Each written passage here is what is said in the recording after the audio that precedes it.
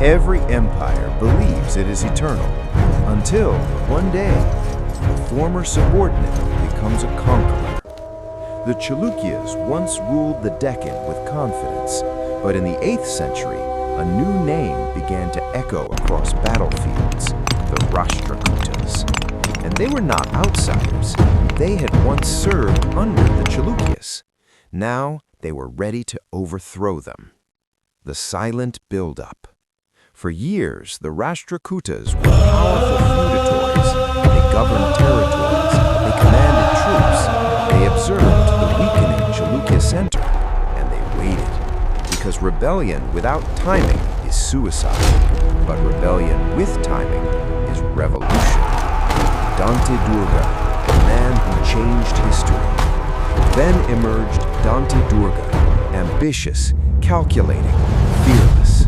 Around 753 CE, he challenged the last strong Badami Chalukya ruler, Kirtivarman II. This was not a minor rebellion. This was a full-scale power shift.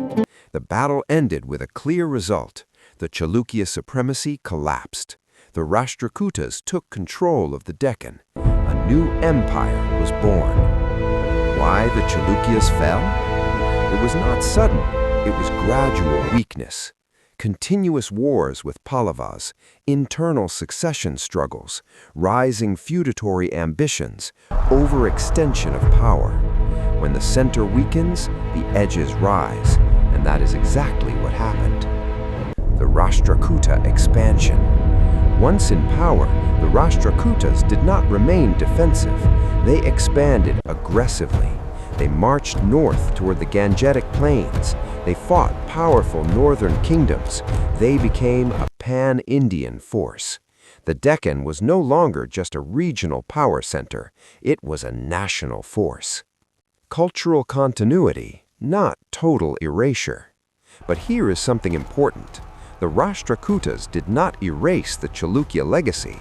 They inherited it. They continued patriarch temples.